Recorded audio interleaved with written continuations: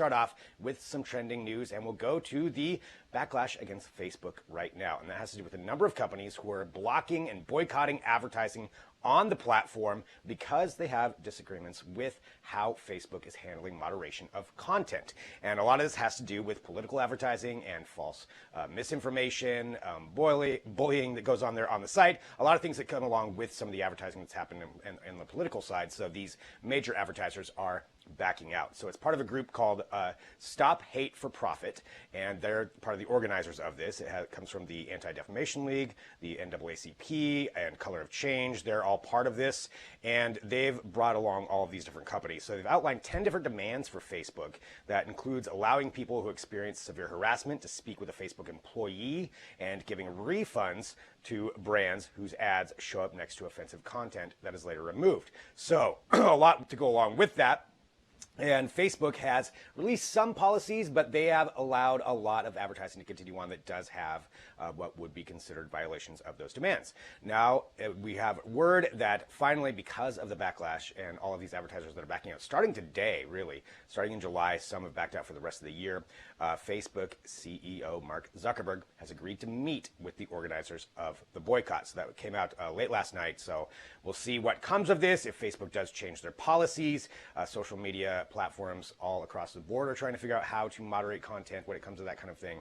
But this is a big push once you get those dollars involved. So Mark Zuckerberg going to meet with them. We'll see what comes of that. You can read more about it at digitaltrends.com. Let's get some other trending news. Let's go to Uber, in particular, how you are going to be taking Ubers from now on. Now, they did have a mask order in place for Ubers to where the driver and the rider had to wear a mask. And that was supposed to end yesterday, but now they've extended it out indefinitely, especially with the rise in COVID-19 cases, to where if you take an Uber, you're going to have to wear a mask or they can refuse service. And that goes both ways. You can also report a driver who's not wearing one. There's another partnership they have launched, too, with Clorox, to where they're going to be in thousands. They said they're distributing hundreds of thousands of canisters of this cleaning supply. So the Clorox wipes that are going to be in the cars, and then they're instructing both drivers and passengers to help clean and maintain the cleanliness of the vehicle. So there's a guide there for if you're getting in. They said that certainly seat belts are a big touch point to where you'd want to be concerned with that.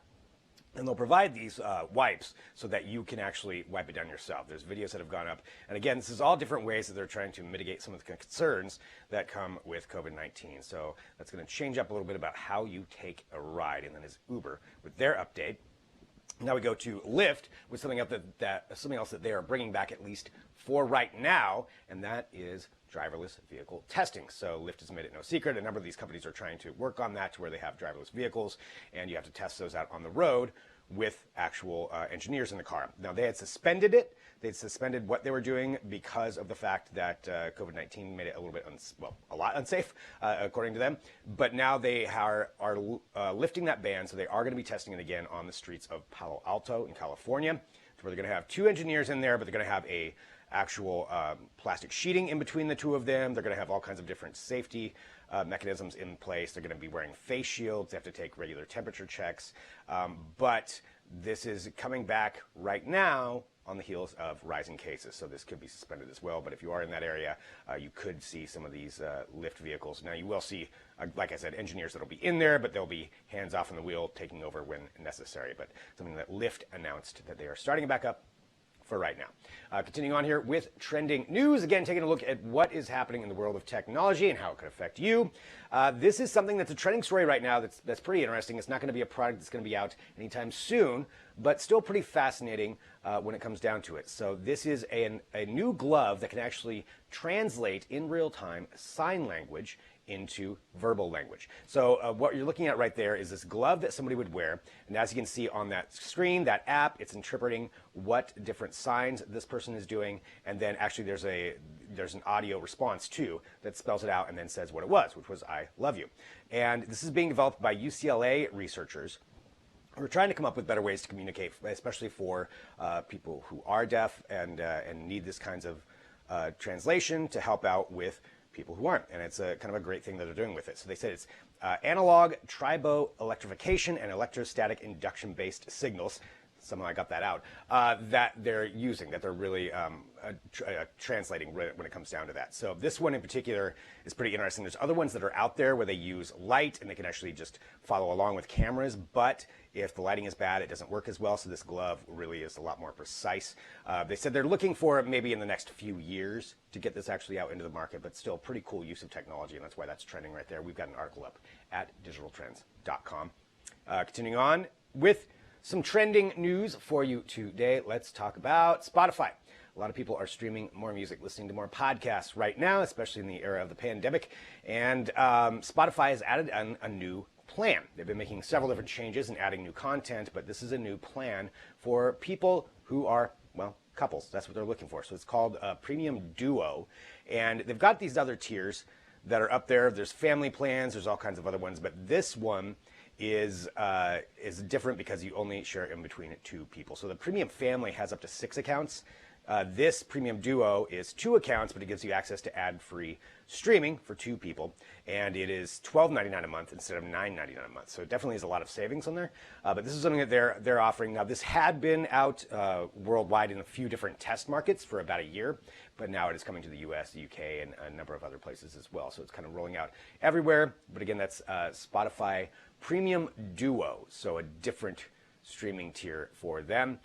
If you have one streaming account, it is kind of hard to get around that. So this is a way to do that. So that is Spotify, again, with Premium Duo with their account right there. All right, taking a look here, like I said, at Trending News, which is what we do here on Digital Trends Lab every day. I want to thank everybody for joining us. I want you to hit that subscribe button, join the show, but let's talk about space for a minute. So this is going on, actually, I believe right now for probably a few more hours, but it is a spacewalk, the second spacewalk here in about a week, where 2 astronauts are out trying to do some repairs and fixing some different solar power, some different batteries that are getting changed out, and actually they were so far ahead of schedule, they're even doing a few other things. But it's continuing from that mission last week, and there's some footage of 2 of the astronauts. So it's Chris Cassidy and Robert Behnken.